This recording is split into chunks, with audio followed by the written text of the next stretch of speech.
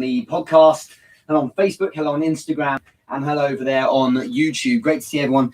Look, so today's big one is one that's very relevant. It's a topic that's getting asked about all the time, which is content marketing. Obviously, we tend to run these sessions for about an hour, 45 minutes or so. And so, needless to say, content marketing is quite the topic for such a short amount of time. Still, we'll do what we can.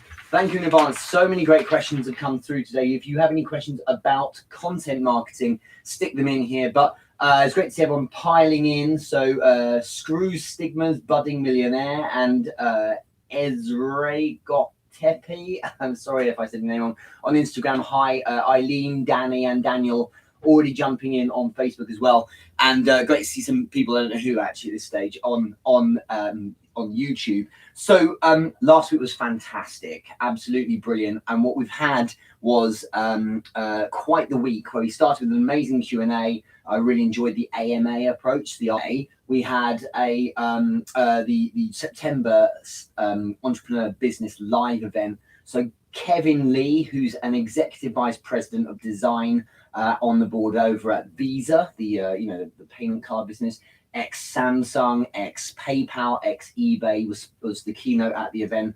I spoke as well on my work with building communities online, and Dr. Rebecca Godfrey, so she's ex-Big Pharma businesses, now runs her own leadership consulting company. So really exciting to have so much wealth of knowledge there. So I was turning screens off. And in addition to that, we had a wonderful networking session afterwards. But I mean, I never want to downplay such an amazing event. However, I can't wait until October 16th, which is, if you're in London, make sure you come along. So it's going to be the next Entrepreneur Business Live on the 16th is going to be themed. So I'm going to start looking at theming them each month, and it will be on LinkedIn. It's a place where I've had a huge success since March as an experiment. It's been 6 months-ish. And I've done a lot with there. All my inbound work pretty much is warm inbound as a result of that. And I strongly suggest we connect if we're not already. Check out Richard James Moore, all one word, and you can find me on LinkedIn. But the event will be brilliant. We're having someone who's flying in, Lila Smith, who's big in on the LinkedIn space. Also, Alex Galvez, who is one of the co-founders of the LinkedIn Local movement. So if you must have heard of LinkedIn Locals, which is meetups offline, and she's one of the co-founders, something like 400 or 700, I can't remember, of these partners set up now, running them around the world. So very exciting. They'll be speaking at the event. We've got space for 40, possibly 50 to actually be there. But as usual, we'll stream the event live in the Entrepreneur Business group on Facebook. So your number one action after this, if you're not part of the Entrepreneur Business group on Facebook, search for it, will come up, and jump yourself in so that you're ready for that as well. But there's also a replay of last Wednesday's event there. Anyway, let's get on. So we're focused on content marketing today. If there's any questions you have on the subject, or any questions you think that other people could benefit from, do stick them in here. But I want to start by saying thank you very much. I think we've got 9 or 10 questions that came through over the last 24 hours. So let's start with Sushi Despanda. I think we connected on LinkedIn. She's over in Singapore. So thanks very much for your question. Richard, should the entrepreneurs believe in just showing up, compromising on the quality of content, and posting content only if it's good quality and if it adds value? I think what you're asking here, Sushi, is a really good question actually, is should you only post if it's good? And I think that the answer should be yes, but it doesn't mean that you should not be posting consistently. All your posts need to be good. In fact, all your posts and content need to be great. You need to really think hard and work on it. Content is not everything. As I said in my presentation on Wednesday, content is actually not the big thing. It's community and spending time in there. But when it comes to producing content, it needs to be A1 quality, because nowadays everyone's doing it, right? Or at least a lot of people are. And so you need to make sure you're standing out. If it's low quality, and hey, we've all done that. Even I remember so many times in the past when it's like, I don't have time, I'm just going to stick something out. Well, then you tend to get what you deserve. If you post something that deep down is subpar or a suboptimal quality stuff, you're not going to get the results you need. And I've done it in the past when it's the case of saying, well, I need to put something out. So you get a lackluster performance. if you're going to have something rubbish, you should probably not do anything. But one hack on this, one thing you can do is actually look through your past content. I do this a lot. So if I go back, say 2 years, if I'm really, really struggling, maybe something has happened with family or a business, and ultimately content is not the most important thing in your world. Sometimes something comes up. I'll look back. You can go to activity log in Facebook, go back a couple of years, look at stuff that really resonated, grab that as a bit of creativity and kind of repurpose it. And that's what I do often. Instagram's the same. If I'm really stuck, but I know there's some great content in the past, content from a year ago, no one's looking at that anymore, unless it's like an evergreen article that still runs. So, take that out, repurpose it, delete it from back then and put something new out. That really makes a big difference. And then you can keep that moving along. But I do think it's important to have good quality because people need it. Otherwise, you're running the risk of having great stuff next to crap stuff. And you need to build momentum, not kill momentum by having weak posting. It's your duty. If you're going to be a content marketer, it's your duty to produce the quality content. And if you're not making time for it, then you need to look at priorities and make sure that you do. That's really essential. A question coming through on Facebook here. Daniel Nunes, good day. He said, in regards to the post you made in the group, that's the Entrepreneur Business Group, where do you draw the correcting and fixing an issue with a teammate and when it's time to limit your time with them? Okay, so this is a post I put out today on the Entrepreneur Business Group. I was talking about the importance of relying on yourself. Building a team means that obviously you're bringing people in. There's the risk, of course, that sometimes they're not good enough. And it's your job. The way you've got to look at it, the phrase I would use is there is a duty of care to someone in your employ or someone in your ecosystem or someone works with you. That means look after them, do everything for them, much like a parent would a child. You don't leave them, hang them out to dry. You actually go and help them out. So sometimes helping someone out means you actually do way more than perhaps is in the jobs description, but that's important because it's about helping them get the win that they need. And suck it up sometimes, that's the way to look at it. Where do you draw the correcting or fixing an issue with a teammate and when it's time to limit your time? Look, the thing is, you got to help them first. I suppose what Daniel here is asking is, where do you draw the line? Where do you say, well, do you know what, I've helped you enough?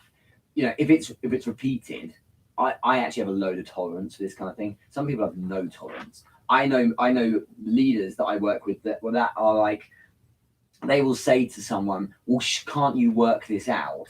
And that's not necessarily cool. If someone can't work it out, it's your job to help them. And then if you help them and they still aren't winning and are kind of getting it right, then try and help them again. After 2, possibly 3 times of saying the same thing, then it's becoming a bit of an issue. And sometimes you've got to get rid of them. But I really think, that you, or not get rid of them, but you have to ask questions about your decision to employ this person, because perhaps it's not that they can't do it. It's maybe that you're not articulating things properly, or maybe you've assigned them to the wrong kind of role. So maybe that needs to be navigated. But I think that's important because otherwise, and Daniel's written here, I'm just reading, he said, I appreciate people trusting me enough to ask for advice, but I don't want to get into the cycle of being a mental dumping ground. Yeah, but this is the thing. When you run a team, I presented on this. I'm actually doing a leadership talk tomorrow about this with a company in London. When you run a team, being a mental dumping ground, so when people are coming to you problems and issues all the time, and when it's personal as well, it's actually a mistake to do the whole, you need to leave this at the door, this isn't the place for it kind of thing. Sure, to an extent, we need to be operational, but it's a really good sign that they believe in you and they trust you. If someone is opening up to me, like with personal issues or coming to me with any problems, it means there's an openness and approachability, and that's a good sign. So I want to actually embrace that. It's what I'm saying here is, don't be selfish. If someone's like, you know what, I've got this problem, you need to say, then let's try and help you fix it. Always have enough time for them, because otherwise it looks like you don't have time because you want to do your things, and actually it helps to help someone, because otherwise the issue's not gone away. It's just you've chosen to leave it alone. So maybe you have to work a bit harder. Sometimes you're trying to help someone with an issue on the periphery whilst you're doing something. Sometimes you have to stop what you're doing and fully focus on completely solving their problem, so that number no longer keeps coming up again. And that sometimes is working. But I do think that, you need to understand that if you position yourself as a leader, then you're also in many ways a parent. When you call it a parent, what happens is you view the team, whilst they maybe feel like peers on a social level, they are also like children, and it means you've got to look after them. If ever they have a problem, you are always there for them unconditionally, and that's a good way of looking at it. And by doing that, you tend to get a lot more from them. So good question. This is forcing me to be social, you're saying. Absolutely right. Thanks everyone else for jumping in. To Daniel, a great question there. Eric, Carsten, let me go back there. Eric, Carsten, Bruno, nice to see you all there as well. Let me know where you're coming from, whereabouts are you watching from on Instagram. I'd love to see that as well. Kevin Crags, Golf, Pure Blondo 7, Automation Laboratories, good to see you. FX Trading, Yo-Ya, hello, Sunil, so many of you, so it's nice to see you all. Right, this next question. So we're talking about content marketing. If you have any questions on that, let me know. I'm just going to post and pin that in Instagram as well. So next question is coming in from Lewis Clack. What's the best method to build a community around your content? It's a really good question. So I suppose the best way to answer it is what's my method to build a community around content. What I do is I understand that content is a device. It's like a hub for people to have a reason to engage and speak to me. What I try and do my best is to not spend time sitting on that content and calling out to people to come and see it. What I try and do is get down from the throne and go and see people wherever they are, engage with them, and then they'll want to come back and see you. Do you see what I mean? So imagine your content is you standing on a podium in the middle of the street and shouting out. Some people who happen to be passing by will catch up and say, hey, this is quite interesting. But a lot of people can't hear you. My point is that your content may be at the podium, but you have to be down on the ground, going to speak to people, engaging with them, and that will bring them back. So building the community, this sounds crazy and people think this is really inefficient, but it is not. Building a community is best done one by one with individuals, because if you're targeted and calculated in doing this, you can win so much faster than by having one person at a time engage with you. If you engage with the right people, they spread the word, they become advocates and so on. It starts passing things on. They start passing things on to their network as well. So I suppose what I'm saying is you can put out a piece of content, but building the community starts with looking at other people in your space. Who's talking? Who's active? Who's engaged? Go down and comment on someone else's comment. Go and get involved in the conversation. It's a long play. It takes a bit of time because you have to build it up. But spending an hour and a half a day doing this is essential, because then people see that you're part of the community, not just a content poster. After a while, those who are active recognize that actually you're nowhere to be seen. You just post stuff, but you never actually get down and engage with the people, and that's essential. So there are 3 steps really to the engaging in that way. Hello, Rebecca. Hello, Ben. Nice to see everyone there on Facebook jumping in as well. So the 3 stages are: you jump in on conversations, and you're involved in other people's threads, on other people's posts, in other people's conversations. Give value, help out, don't pitch, basically. The second level is when things are warming up. It's like, oh, hi again, Richard. You're showing up again with another comment and, getting on well in that respect. Then you can break them off from the herd, which sounds really horrible, but you break them off and you can start doing more DMs and one-on-one messages. That's really good, because what it does is it solidifies that relationship a little bit more, okay? And this community currently is a selection of singular people you engage with one-on-one. This is time, but this is worth it. And what you're doing is you're validating their decisions to engage with you, on things like the posts and the comments and the threads and so on. But then the third level, if you choose to, is to maybe have 2 or 3 quick calls with them per week. I really think this is a good idea. If you have one, say, a Zoom chat with them, you can move to a place where you're, you're saying, we're getting on really well. Why don't we have 20 minutes? Are you free for a call or something? Just to shoot the breeze, not to sell. Okay. And it's really good because it really, really solidifies that connection. Now, if you do this with everyone, then you'll never have any time, and it's a lot of inefficiency there. What you want to do is be a little bit more calculated. It sounds a bit nasty, but in a way, what you're going to do is say, who are the people who I can leverage the most here? And what it is that you need to think about what your aim is. Your aim might just to be to make friends. And if it's to make friends, you want to be angling to engage with a DM and get onto calls with people that you think are fun. It could be that you want to broadcast your content more and build your community. So you need to be targeting those people who have maybe more followers that are very active, you see. You maybe want to move more into your commercial space in your particular industry more. So, don't target people who aren't doing much there. Target people, again, who have the followers and who are active, because they're the ones that are going to have the network. And even if someone doesn't work in your space, if they're active with followers, if someone has 15,000 followers, 427 might be really relevant to your space, and that's valuable. If you're engaging with them, then they start getting into your content. This is where the community comes from, because they're engaging in your content. LinkedIn or Facebook or wherever will start passing that content out to their network as well. Okay, and that's how you move it out. And I think that's a really important consideration, getting that right. Too many people probably know deep down this is what you got to do, but bottom line, you got to spend time on the ground with the people one-on-one. And if you get it right, you scale quite quick. If you get it wrong, you spend a lot of time speaking to people who actually can't help you. There's no kind of leverage there. And all you're doing is you're warming up one person at a time. And that's really important. Look hard at who you're collaborating with. Look hard at who you're connecting with. Don't just be a kind of a numbers whore, as they say, where you just connect with every single person. Who is it that's going to really help your space? Who's slightly above you? Get engaged with them, and that really helps. So yeah, great question, that one. Next one is from Danny Battersill. I think you're here from New Zealand, watching on Facebook right now. So nice to see you. And you've asked, Richard, is it better to have a regular outpouring of video and imagery, or is it better to stick with one or the other? Is one of those depends answers, Danny. The reason why is that you might just not be any good at video. I actually know someone, they're big on LinkedIn than anywhere else, and it's because of what they do. They focus on copywriting, so they're really good at writing, really, really readable long copy posts. And they're so good at it, that's all they do.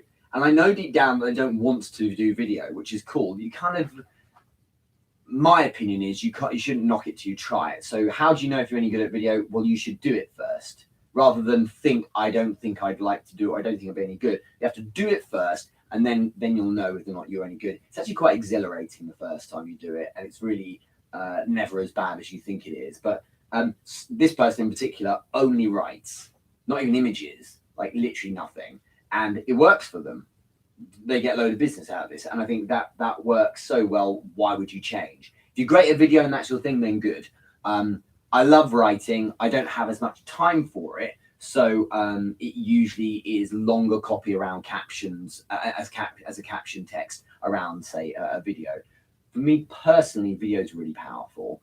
I enjoy doing it, and I feel I may not be any good, according to certain people's opinion, but I do feel comfortable in front of the camera, and as a result, it makes sense to do that. But I like writing, and there's plenty of good images out there that can really support me. So I feel that you should be doing, yes, a regular outpouring of video and imagery, but I do think, as always, and you've written here as well, Daniel Nunes, trial and error, just keep experimenting. It really is important that I have a policy with all my content to try and keep all of the variables under control, okay? And tweak or change or an experiment with one variable each time. So maybe I would keep it, I'll just do video the way I've always done video, content, the caption text the way I've always done it. But what I might do is perhaps add a slightly different call to action at the end, all right? Or I might say, I'm gonna create a video or piece of content the same way as the previous one, but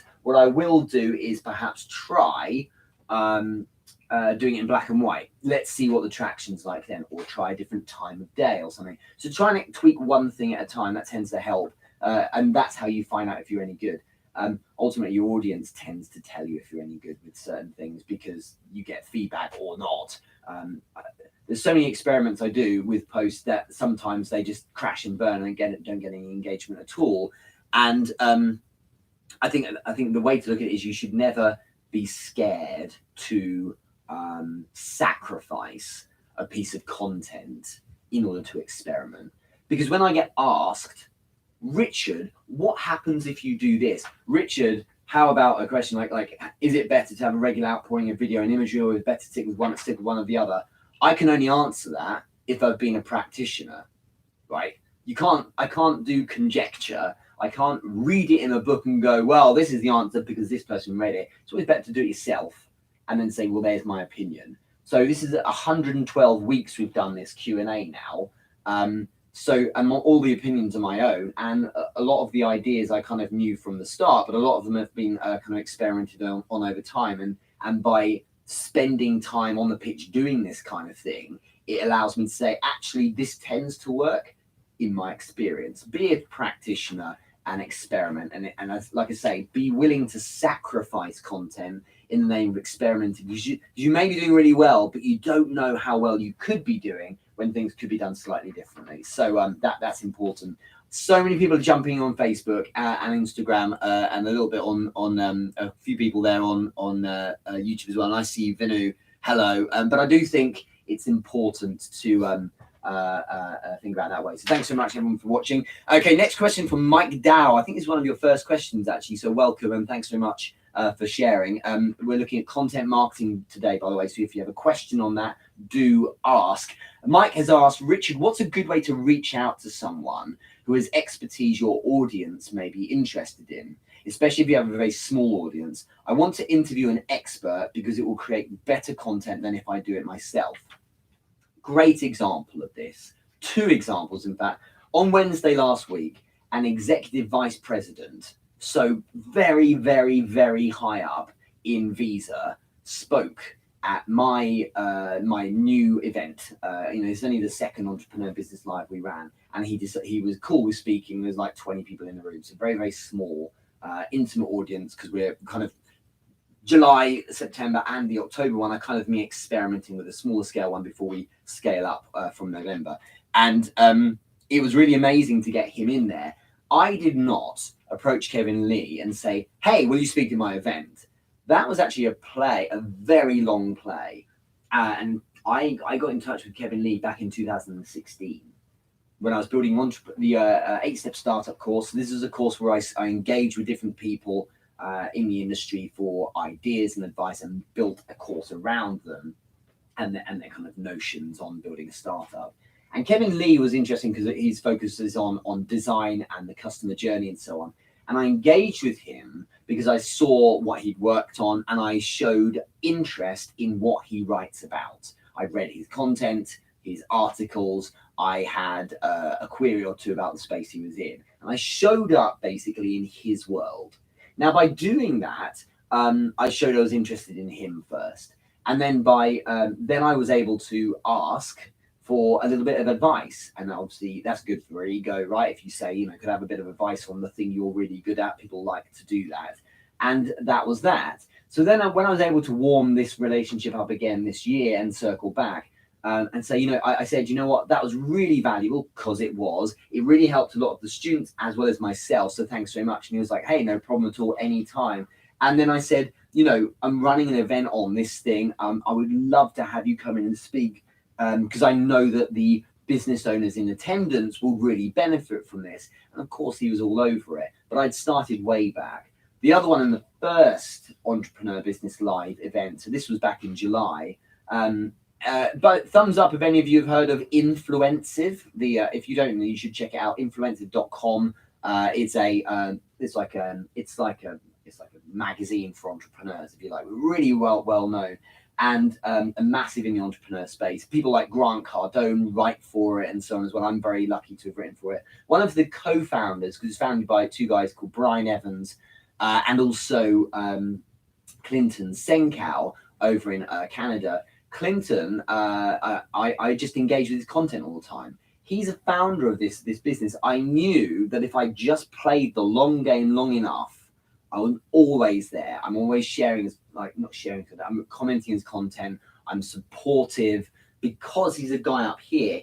He may have loads of people constantly saying you're great, well done, love your stuff, but some people are always there.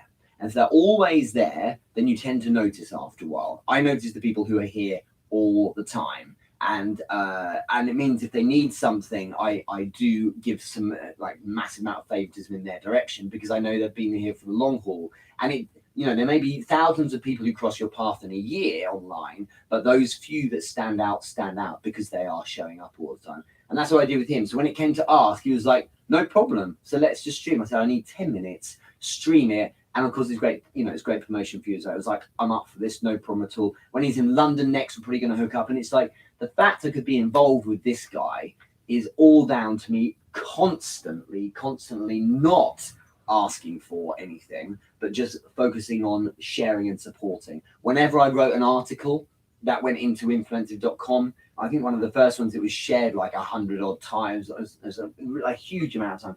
And I was thanking him and tagging him, and he's like, obviously I'm supporting his product, and that was really valuable. So I never asked for anything, support and help loads. And then when the time was right, he was like, of course, absolutely, because I'd created what's known as a value debt at that point. Venu has asked on Facebook, what's it called? Influensive.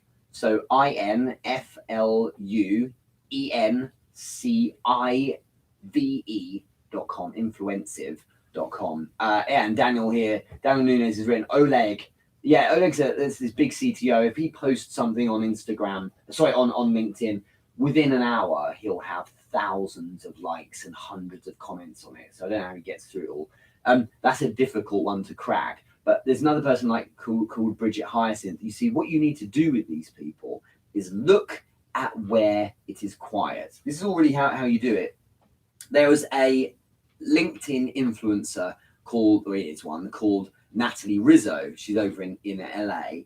She's 1/3 very active followers on LinkedIn. Okay, she's so young, but she's got this massive following because of writing articles back in the day when it really worked with LinkedIn.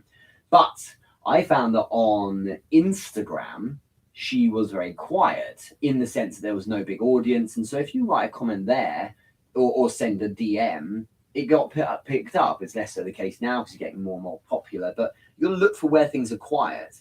It would be like trying to, I don't know, Elon Musk and what he does, for example. But if Elon Musk, as an example, was on Twitter all the time, then I wouldn't be trying to engage him on Twitter as much. It sounds a bit weird, you can try, but the world is trying to engage him on Twitter. So where is he less engaged? Probably nowhere. But as an example, don't go where there are thousands of people. If he shows up on, I don't know, on Instagram, and he only has a few thousand followers, no one really bothers, that wouldn't happen. But if it was the case, then that's where you should show up instead. Daniel, her name is Rizzo, R-I-S-O. Okay, so the way you look at this is you say, where is it that the person is active but doesn't have the same traction? And that's where you need to go engage with them. And because then you can support them, but you can stand out as well. Bridget Hyacinth is a great example. She's been voted in like the top 100 HR professionals in the world recently. And what I did with her was say, right, she's got 650,000 very active followers on LinkedIn. She's one of like the big 5 for engagement. But on Facebook, she'll get 2 comments on the post. So that's where you need to engage with her. Do you see what I mean? Because that's where that way you can stand out a bit. Do that enough, and of course, then we're getting to chat. We've had plenty of DM chats as a result when you'd never get even seen on other platforms. It's a very, very, very good insight and thing to follow. Brandy, you're absolutely right. So go where it's quiet. Okay, that's important. And so hopefully that helps there, Mike. It's a long play, but engage and help and support. And then when you need something, they'll say yes. Asking outright's tough because you have to have massive value. Asking outright, for instance, is saying, I know you don't know me, but here's something very disruptive for you to read. It's because it will give you mad value. So are you interested in discussing further?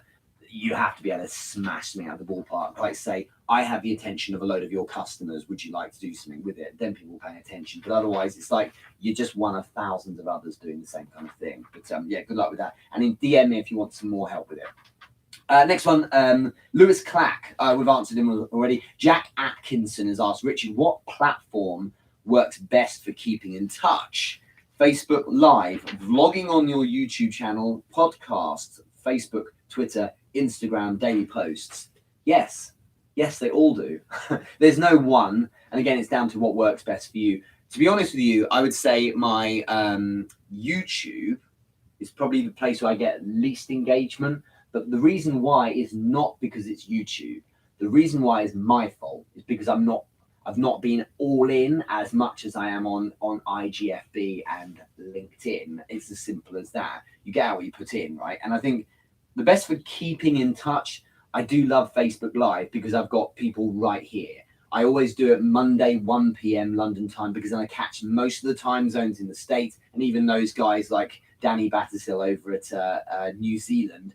And it means I can kind of show up. They know where I'll be. I know where they'll be. And as a result, I can tune in and see what they're up to and hear from them. And that's really worked for me. But I also think that, the LinkedIn family that's there is fantastic. There's huge amounts of traction. But then also, if I look at Instagram, when I post, the same people follow all the time.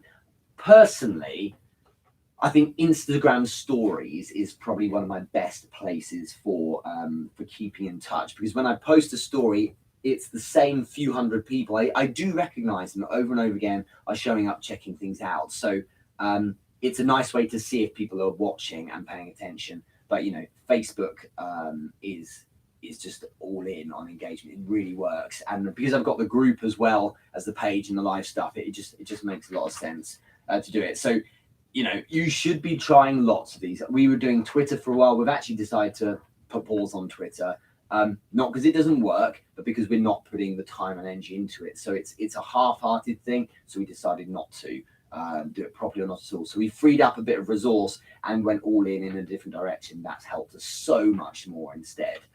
So I would look at it that way. So many people are jumping in on Instagram. So thanks so much for those who are doing that. It's really a pleasure to see you. And by the way, a lot of people asked for this. It's been out for a while now, but the podcast is available on my website, therichardmoore.com. I host it on SoundCloud, but we need to do a bit of an update on that soon. But basically, so many people saying, can I listen to this when I'm walking along or in my car without incurring mad data charges by streaming from YouTube or something? So, and the answer is yes. What you do is you go to download the podcast or listen directly through the website from SoundCloud, and it's a really good way of consuming it. So try that out. Let me know what you think.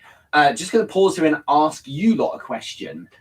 We are today releasing, I think it is the 6th, pretty sure it's the 6th week now, of the Entrepreneur Business Bulletin, which is my weekly newsletter. It goes out every single Monday. I think it goes out at 10 a.m. Pacific time. So if you've not signed up right now, then you can go to my website, therichardmoore.com, and you can actually just scroll down the page. You can sign up. It's literally first name and email, and you receive the email itself. There are 3 bits of content in there. There's a recap on my previous week's content, so the best stuff from that, because a lot of people asked for it. The second thing is things I've been seeing, so other influencers, people who have something interesting to share, and what I've seen of theirs in the previous week. Just about 4 or 5 pieces of content there. And then also some really, we call it news you can use, so really useful news from, what's going on in the social media world, maybe changes to algorithms, whatever it might be. And that's been really interesting as well. So those are the three main parts. It's like your digest of news for the week. I'm very interested in hearing what you guys think of it. Do you love it? Are there bits you don't like as much? Are there bits you want to hear more about? Do you want more of something or less of another? I would love to get feedback, because as I say, it's 6 weeks this week, I believe. And the open and click rates are really exciting, but I'd love to hear your feedback. So do let me know. I don't know if there's a confirmation email, Daniel. Good question. I'll look into that for you. But let me know what you think of it. So next couple of questions. Devon Scott, Richard, stories, as in Facebook and Instagram stories, are so raw. What's the best way to reuse those images? Yeah, good question, because repurposing is really valuable. And if you look at the Entrepreneur Business Live event on Wednesday, we massively, that's going to become a real pillar content piece of content. Pillar content is like this event, the Startup Business Q&A every week, and like Entrepreneur Business Live. It's a pillar event, it's pillar content because you use it as your main bit of content. From that, you can have lots of things come out of it. So This one event of me speaking for this like 1 hour or so is a live event then on YouTube, Instagram, Facebook. It turns into a podcast as well. And there's screen grabs and captions. And then there's mini clips of video as well that gets repurposed onto places like LinkedIn later, because there's loads of stuff come from it. Entrepreneur Business Live events are the same. I have a photographer, I have a videographer as well. So as well as the live event, we then also have a streaming event. It streams live on Facebook in the Entrepreneur Business Group. And then there's loads of photos. I think it was 182 photos we got from the photographer Alex Smutko last week. So then I had loads of content there that's repurposed into memes for Instagram, for example. Really powerful stuff to be able to repurpose like that. I feel, however, that's because of the format, the layout, the kind of the shape as well, that for instance, Instagram story, really, I would reuse it. If I was Snapchat, I would be using it there, and I would be using it on Facebook stories, because in my opinion, whilst different platforms have people viewing content for different reasons in different contexts, you view LinkedIn content in a different mindset to you view an Instagram post, for example. But I feel like they're very closely aligned, Instagram stories and Facebook stories. So I would be reusing them over on there as well. Facebook stories as well. Instagram stories, when I post, because it's obviously they're owned by Facebook, you can then select that it's posted to your page, which is what we do as well. So it all is being reused there. I don't tend to use stories as main post content. So I wouldn't download a Instagram story and then post it as a Facebook post. That tends to not work as well, in my opinion. So hopefully that helps you, Devon. Another question here from Jacob Wierzbicki. I hope I said your name right. And great guy over on LinkedIn, good sales guy, and lovely to have a question from you. And this actually came through Instagram stories. I put a poll up saying, what questions have you got for today? And that content has generated a question, which is then repurposed for this event. So it's nice to have all of these things feed into each other. He asked, Richard, do you think it's important to put subtle CTAs in your content? A CTA is a call to action. The answer is yes. I do feel it's important, but you need to experiment with it. Try having calls to action, CTAs, that aren't always commercial, though. A CTA like check out my latest course, or a CTA like go to my website or find out more, is all well and good. But if you do it every single time, it can be seen as a bit spammy. Your CTA could be something like, what do you think? At the end of a video, I often try this, what do you think? Or I would write something like, what's your opinion? And that obviously stimulates engagement, that focuses on building some more work into your community. And you end up with some people saying, you know what, I have an opinion. Actually, that call to action was enough for me to say and now comment to me, actually, I like this bit, and that's a really good idea. I think it's good to have a subtle one. You can have it at the end of a video. You could just say, and just before I go, what do you think? The big thing on YouTube, of course, is at the end of a video, you say things like, subscribe to my content. Make sure you select the bell so you get notifications as well whenever content comes up. Because if 1,000 people look at the video, then 50 will probably do it. And if you do that, then you end up with people saying, do you know what? I will connect. And actually, that's a good way of kind of building the community.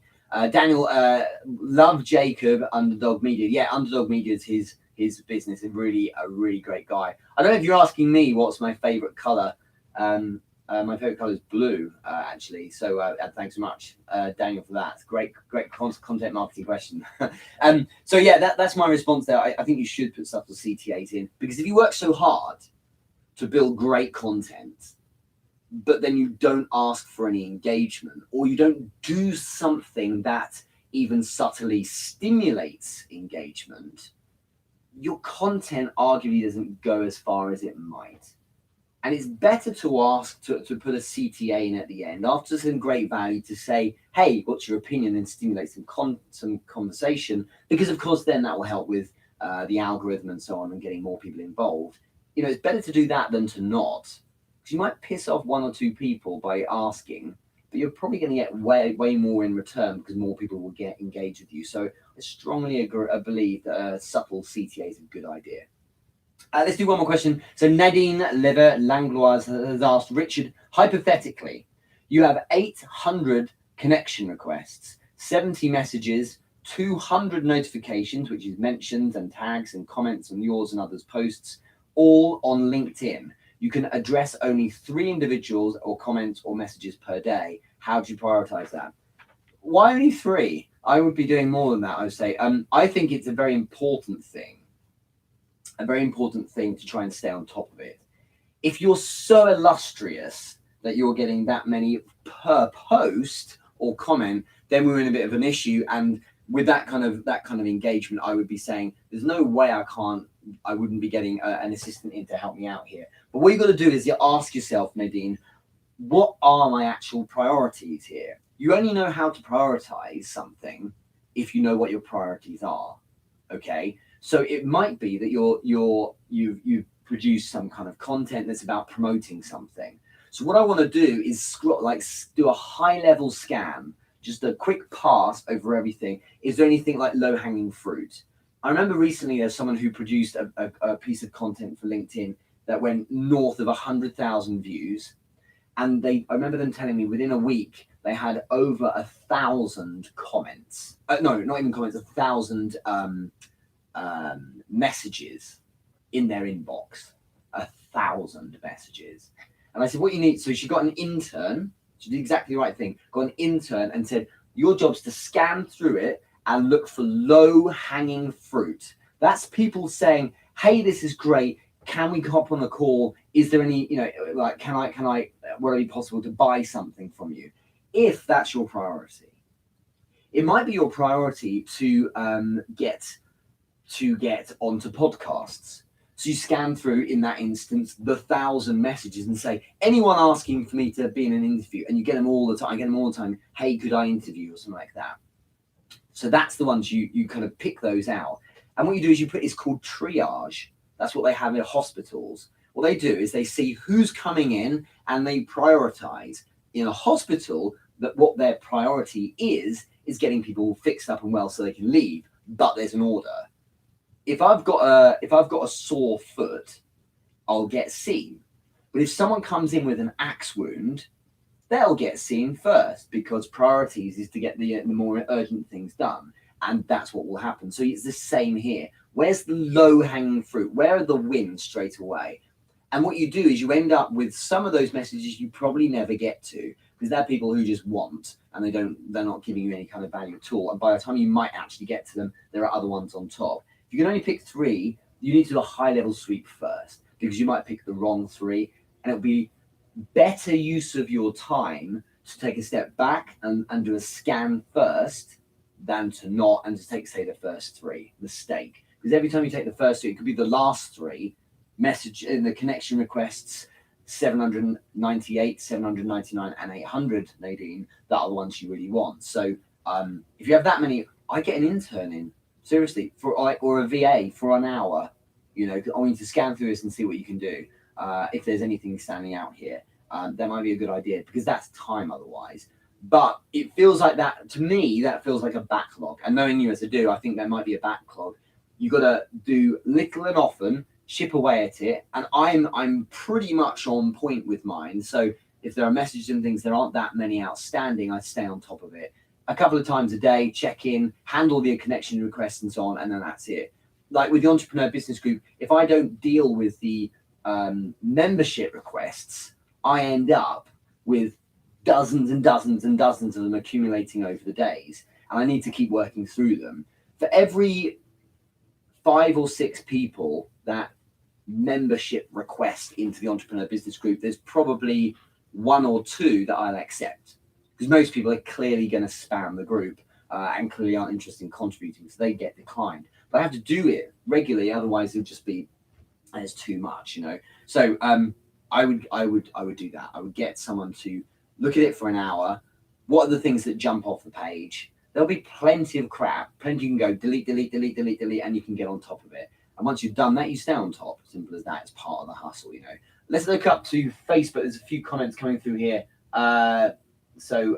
Brandy, back on the call to action thing. So I offer a free download as a CTA. Great idea. One thing I've tried is with a commercial CTA, a bit like that, Brandy, is I'll have maybe 3 or 4. People say jab, right hook. Sometimes you do a few more than that. CTAs, which is just to stimulate interest and momentum. And then you have your free download. Because even a free download, people are kind of cynical now, and people know that the download is actually not free. The transaction is they're giving you their email address because they know, of course, the download is bait to then get an email, so then you can sell more to them. And unless people feel warmed, they're not going to want to take that bait and jump at it. So it's funny, isn't it? So that the value has to be huge, and then people want to do a free download. It's stunning that people don't take free stuff. It's like in the street, you know, if you're walking along and someone's handing you a card or something like some free gift, you're like, yeah, but you want something in return. So you've got to have that. You've got to have that in mind. And I think the CTA should be regularly really helping them, and then a bit more of a commercial ask, if that makes sense. Danny Battis Hill has asked, question, what are these algorithms and how do they work? Well, that's a whole session in itself. The algorithms, in short, are if you use the platform properly, or the way it should be done, and don't game it, you tend to do quite well, in a nutshell. But basically, if you are seen as interesting and engaging and generating a bit of a crowd, people will want to see you, right? Because you're a compelling person, and as a result, the algorithm will nudge you in the direction of being seen by more. Otherwise, you get throttled. Perfect example is on Facebook. If you go to Facebook and you post a video link from another website, so you're telling Facebook, I want people to leave your platform, and you write a call to action. This came in at the top of this year. You write something like, comment and like and share this post or something like that. So you're asking for engagement. They'll throttle the hell out of it, and you'll get like 4 views in an hour, and that will be people who are looking at your stuff anyway, who decided to look at your stuff and then actually happen to see this post. Facebook will just shut it down altogether. But if you post a picture of you with family having a lovely day at the beach, saying had a lovely day at the beach, like a win, a lovely socially successful event, you do great. And that's because that's what you're meant to be doing it for. It's what I call pure social. So if you look more pure social, or more trying to engage and don't ask for anything, you can do that on Facebook. LinkedIn is slightly different. You can do a bit more asking on there, and you don't get throttled quite as much. But the answer to what are these algorithms is best place to go is go onto YouTube or Facebook, filter your results to the latest month even, and check out what the algorithms are all about, because people love to produce content on what the latest algorithms mean, which is a win for us all. So if you go to YouTube and you check out latest Facebook algorithm, people will be falling over themselves to provide you with information, because of course they want you to see their video, get some subscribers, they can monetize it and so on. So have a look at it that way, but make sure you don't just look up what's the Facebook algorithm. There is a Facebook algorithm, but it changes and evolves all the time, just like the rest of them. So it's important. What are the comments we have here? Benu, that's a key shot right there.